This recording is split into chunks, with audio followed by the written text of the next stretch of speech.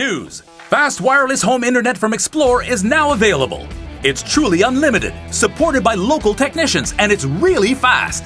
We've upgraded to wireless home internet with truly unlimited data, so you can too. Experience the freedom of truly unlimited data with Explore Home Internet. Go beyond. Explore.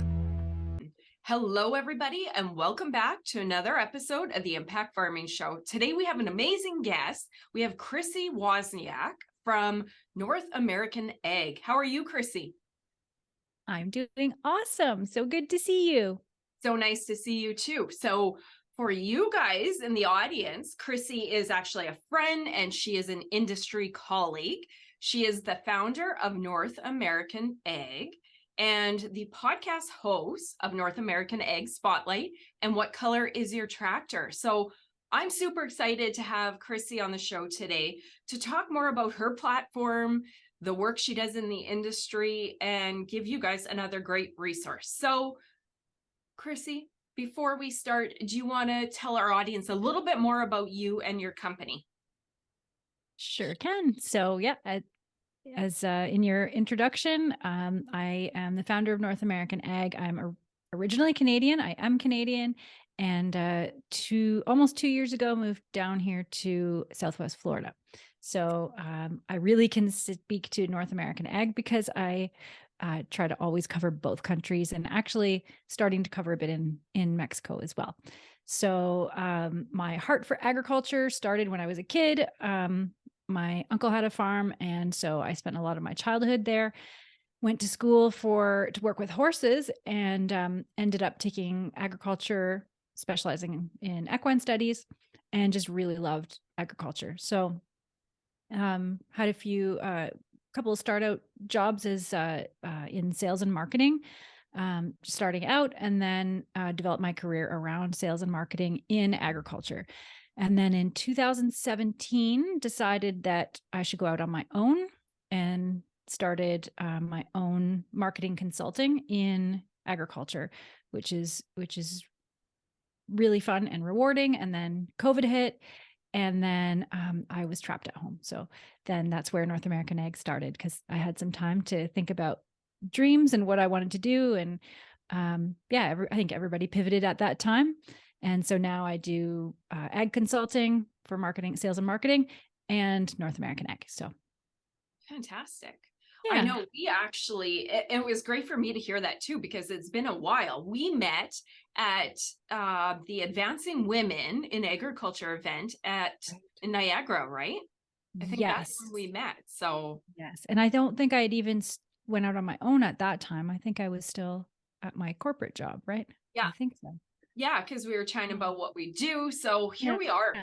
It's amazing what time brings, the adventures. And you're so right about COVID. I think everybody there was so many cons and so many horrible things that happened in that time period.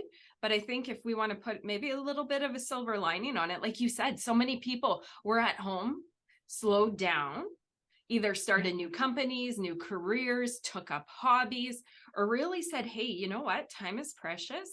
What do I want to do with my life? I did the same type of thing, right? So yeah, cool. Okay, so your platform, it was born out of COVID and your idea to serve the agriculture industry. What kind of content do you offer farmers visiting? Right, yeah. So I guess it's evolved a little bit from the very beginning. Actually, it wasn't even supposed to be a podcast at the beginning.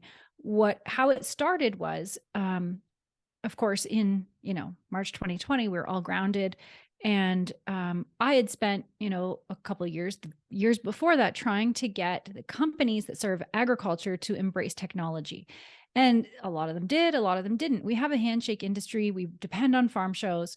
And then all of a sudden, all of the people that worked at the companies that knew me, we'd talk to each other and they'd be saying, well, now what do? We can't have a handshake industry this year. What are we going to do?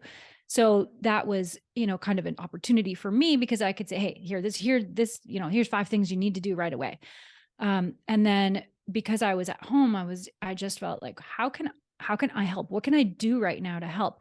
And I guess I really love the smaller companies, like the smaller manufacturers, the smaller seed companies, the smaller, right? There's not a lot of them left anymore, but there still are a lot. And I thought, okay, how can I help them reach farmers in a creative way? And how can I do something positive in this mess? And I actually read this book, and I can't even remember the name of the book right now. I'd have to let you know it. But I read this book, and it said you need to take your current in like a catastrophe, right, for business. Take your current network and do something to serve them, and don't expect anything back. Yep. I'm like, all right, I can do that. So I'm like, okay, what can I do? So I just started calling people and saying, what do you need? What is there anything I can do? And it was, we need to be able to reach farmers somehow. And I thought, and then so right after that, I'm like, okay, well, how do farmers want to be reached? So I went on LinkedIn, I went on Twitter, and I did a bunch of surveys through my different social media platforms. And I just said, how do you want to learn about things? I'm in marketing. I actually hate marketing, right? I hate manipulation of people's thoughts, for, especially when it isn't surrounded by truth. So, and I don't like it when people bother you, right? So how do you want to learn? And what the answer was is that, we want to be able to scroll on social media. If we see something that we like, we want to be able to interact with it, click through and see a video or read an article about it. So then I thought with that, I decided that we should do a 3-day event, which you were actually a part of, called the North American Ag Roundtable. So that's where it came from, was just this roundtable where I asked the community, asked farmers, asked the industry professionals, what are the six things in agriculture that need to be addressed? And then so came up with a whole bunch, but narrowed it down to 6 different issues. And then went and found moderators like you moderated one of the panels, and then found 5 or 6 panelists for each topic. And so that was really fun.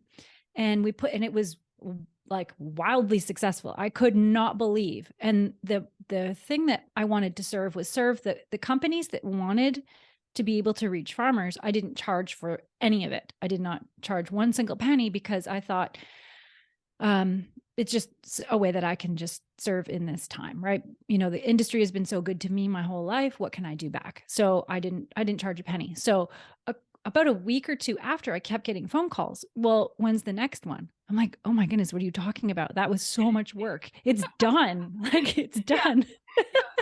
I need to rest. Yeah. And it was like, it was super cool, but like, what do you mean? I can't work for free forever. Like a week, a couple months or whatever, that's fine. But so, and then one friend in particular who works for Shearer Inc. in South Dakota, North Dakota. I always get it wrong. But anyway, I was talking to him on the phone, and he said, Chrissy, we really need is somebody, you're at a trade show for 3 or 4 days, and by the end you have these 10 questions you get asked over and over and over again. We need somebody to ask us those questions. Mm-hmm. And I'm like, okay, that's so easy. I can do that. So that's where the podcast. So I just took the name from the roundtable, North American Ag, and put spotlight instead of roundtable.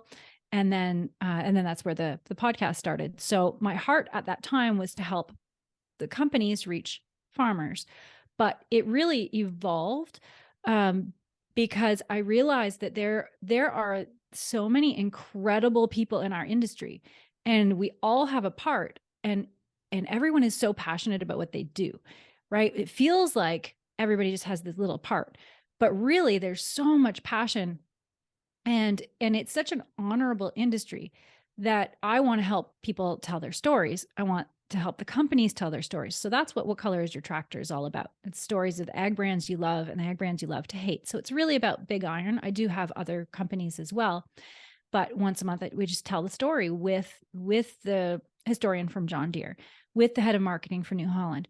So that it's a way for the companies to tell their story. And then Ag Spotlight is more about ag tech. I love ag tech. I love how the amazing things that they come up with all the time. I love how the advancements, how we can feed more people with fewer resources. It's amazing. And then ag policy. So this is somewhere where it's kind of evolved. So there are a lot of issues in agriculture across the world, not just here in North America, that are happening. And as I was interviewing, I would get requests to talk about the issues. And so I started talking to NCBA and Farm Bureau and, people, from Washington that are trying to change policy to protect farms and agriculture. So instead of just companies, now it's like, okay, well, there are these issues and people need to be able to have a table to talk about them. So North American Ag has become a table where we can really talk about everything. And then another interesting thing that in this evolution of it was Gary Schultz, and he is from California, and was the manager for World Ag Expo for many years. But he's a wonderful man. He's helped me so much in the last few years. But he called me up one day. I think it was probably 6 months into the podcast, and I'm still learning, muddling around and making mistakes and stuff. And he called me one day and he said, well, I always ask, what's your biggest passion at the end? That's always the last question I ask. And he said, I think you should ask, what did God put you on this earth for? And I was like, okay, I'll try it. Right. Yeah. And it actually changed the show.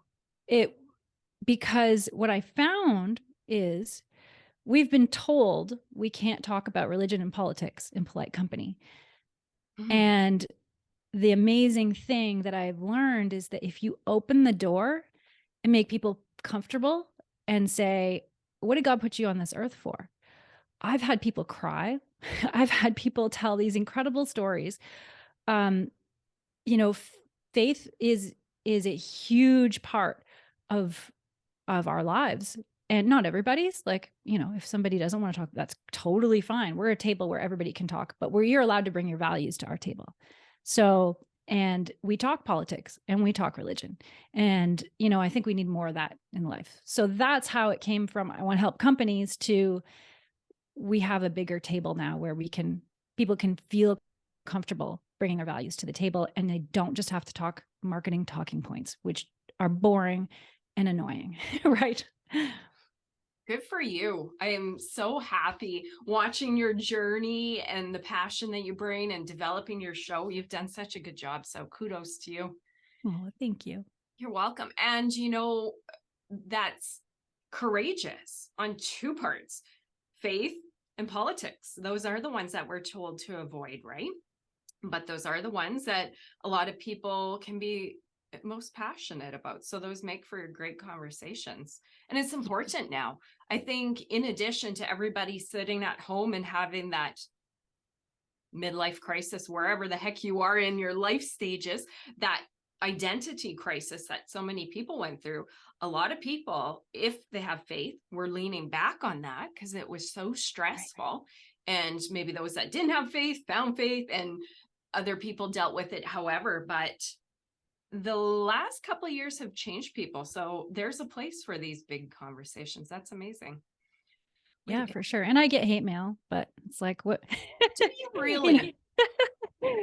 Well, there's a line, right? And if people don't want you to cross those lines, or they don't, I don't know, it's weird. I try to develop some thick skin over it, but yeah. What can you do? If you're not ruffling feathers, you're probably not doing enough, I guess.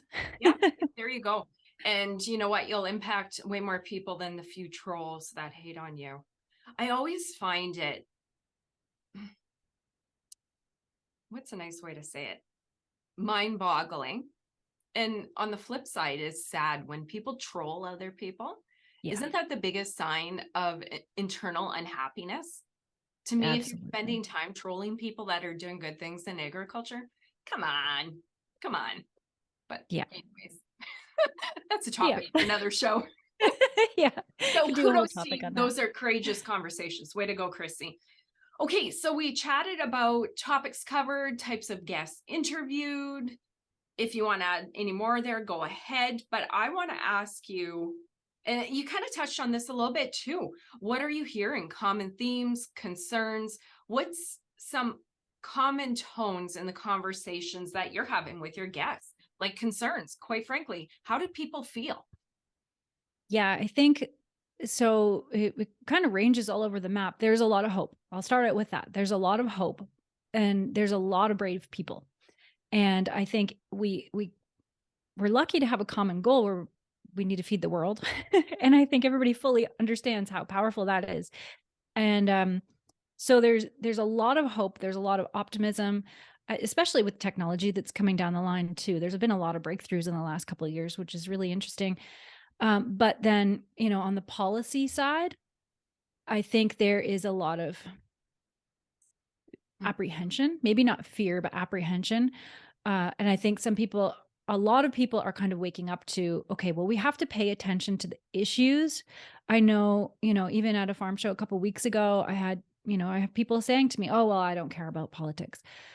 If you don't care about politics, you can't do anything. So what I try to say is stop thinking about it as in a person or a side.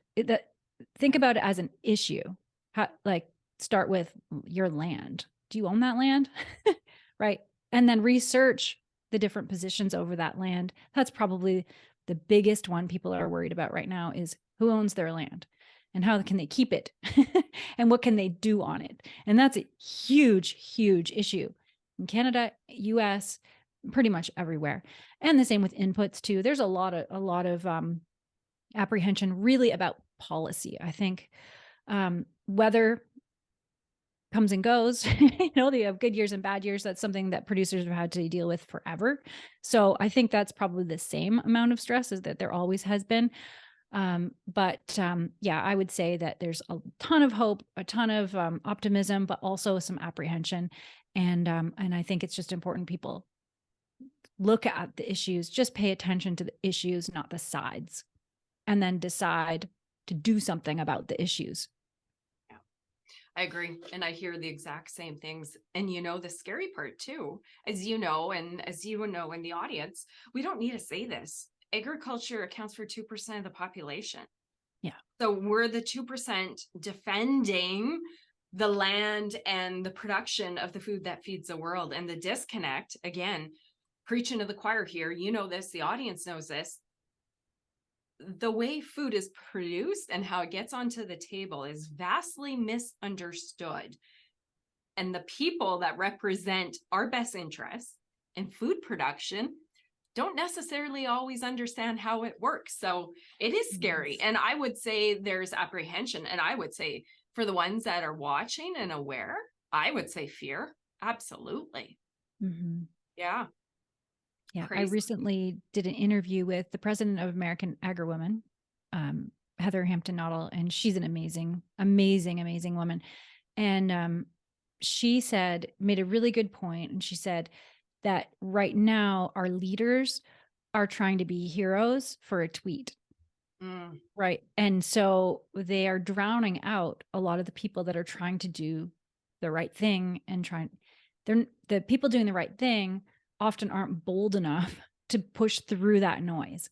And so I think that's a really good point, that we need to stop idolizing the people who just want to be heroes, and we have to push past and just get what needs to be done. Before it's too late, hopefully. Yeah.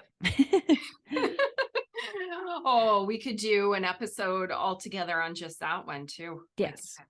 Well, and that's a common thing I've been hearing between farmers and industry people. So I think all those conversations are the same, no matter where you are, and whether it's Canada, the US, and worldwide. The issues are not just in one area. It's not very localized like it used to be, right? Not like a drought in this area and a flood here. Yes, we have that, but the problems are bigger and they're worldwide. So yeah, everywhere, absolutely everywhere. Times that we live in. Yes. Okay, so if you want to do any other call outs on your content, maybe let people know how to find your platform. Again, we'll include it in the show notes. And then I want to switch gears a little bit and do some personal questions to you too. So how can farmers find you and your podcasts? Yep. So go to northamericanag.com. That's where pretty much everything lives. We have actually started doing a monthly webinar as well. And something that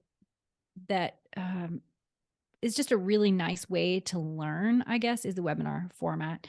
And we're finding it pretty successful. So it started out just me doing a webinar every month about sales and marketing, about, to agribusiness, to farms. One was to how technical ways to set up having your farm reach your community. So selling farm to table, but what are some of those first steps? And then this month is repairing your own equipment. So some of the electronics and where to find those problems. So companies will come on and do the webinar and I just host it. And then if you go to northamericanag.com/webinars, you can find those too. So there are a lot of resources. We publish daily news as well. So daily news on the homepage and then on the news section. And then it's kind of divided up in the website by news, policy. So if you just want to see what's happening in the world of policy in Canada and the US, you can go to that tab. Faith and family, anything that pertains to faith and family is on the other tab. So you can just kind of explore around and find the content. The podcasts, both podcasts are published there too. And then we're on YouTube, Rumble, AgFuse, Telegram, Getter, Twitter, LinkedIn. There's 25 platforms altogether that we're on. So anywhere that you listen, I would super appreciate subscribing. Algorithms don't really always like my content. So anytime that you can subscribe and share, I really appreciate it. And then you can subscribe right on the website too. Put in your email address to subscribe. And then that way all of the episodes get delivered right to your inbox. I've had people tell me that they try to sometimes share some of the more, on the edge interviews and it won't even let them share or it gets suppressed or whatever. So the best way is just to put in your email address and then it can go straight to your inbox. Okay, excellent. And we'll include some notes to the notes and links to the website too. So, okay, I want to ask you this and a little more of that personal stuff that you were talking about before that I don't usually include, but I know you're a reader. So I want to ask you your top 5 favorite books. I'm curious that have impacted your life, changed your life. Okay. This is really hard because I read a lot I know. to narrow it right down. But I would have to say number 1, 100% is the Bible. And it's changed my life a million times. After that, I would say if it's really like kind of a life, it's really hard to narrow it down. But I would say Killing Jesus by Bill O'Reilly is one of the best books about the history behind that time. And it's not meant to be like a Bible story. It's meant to be, okay, here is the historical evidence of why Jesus was killed. And so that was really, really interesting. And then I love books about business. I'm a super, super geek. So, and it's also very hard. What am I at? 2? I said 3, but I'm going to count them as 2. So I would say Mike Michalowicz is an author, a business author. And he has probably 5 books now, but the one that was most transforming, I guess, was Profit First. And yes, I think we talked about it when I was out in. Familiar. Yeah, I think so. Yeah, I think we talked about it one time. And that book is amazing because it really teaches you to look at your company a different way, and really kind of how to serve the company without killing yourself, which, is always a work in progress because you always kill yourself for your company. But, but yeah, he has, I kind of read them backwards. I think I started with Profit First and then went to his first book. I think that was The Toilet Paper Entrepreneur, which is a great book, and Clockwork, Fix This Next. Yeah, I read them all now. They're amazing. But Profit First was my favorite of his. And then Donald Miller is marketing. And the building a story brand, I guess, would be the other one, where it's, marketing just can be so dirty, and it angers me. You see A&W commercials and you're like, oh my goodness, that person doesn't even know that an Angus is a breed of cow that has different colored hair. Like, why are they saying that? You're right. It just drives me crazy. But in building a story brand, you focus on the truth. Cool, right? the, yeah, the truth, and then how to tell your story of your company. And I use those principles when I work with companies like ag marketing, and helping companies reach farms. Nice. Mhm. Okay, I want about 10 more. Oh, I could go on forever. And all of those books are totally applicable, whether you are in business, whether you are also in a farm business and have a farm too, profit first and telling your story. So many farmers, right? So many farmers want to be able to communicate that they aren't the evil villain that we are portrayed to be. So telling your story is something that farmers are always trying to improve on. And so many do a great job and they're out there, and it's definitely a good read for them.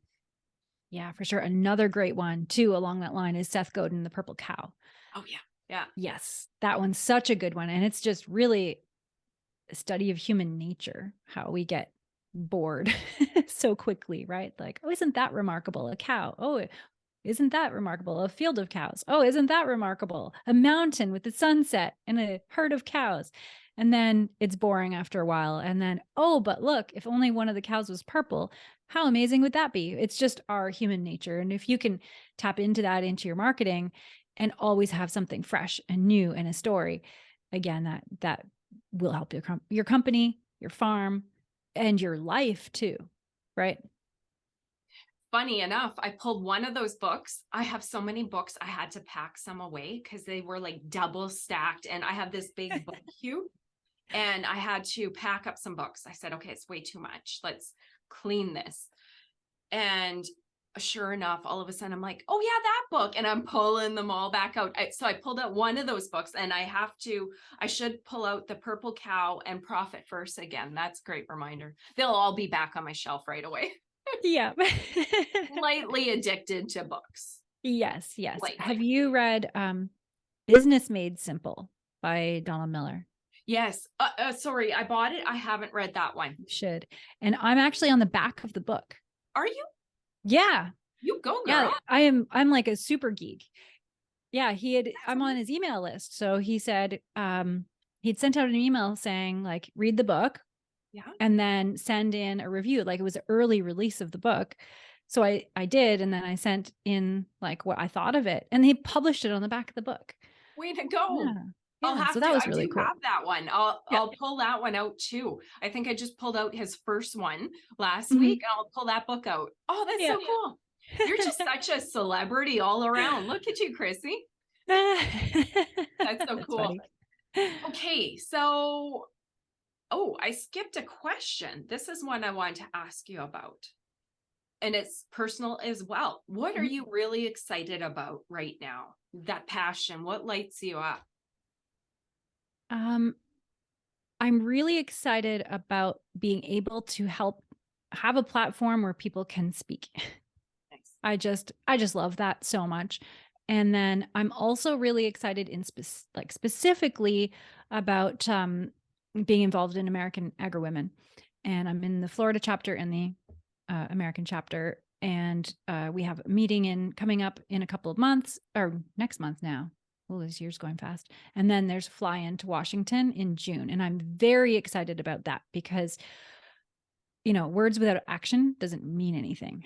So I really felt last year that I should get involved in something where I'm actually not only providing this table, but actually putting feet to the words that I'm learning and seeing. So that's going to be really exciting, is to be able to go and do the fly in to Washington, be able to, meet with Congress people. And there's a huge itinerary and I have a lot to learn, but there's amazing women there that that I'm sure will guide me through it.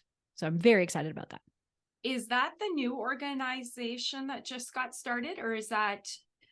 This one is I think it might almost be their 40th or 50th year for this one. There's also Women in Agribusiness. Okay.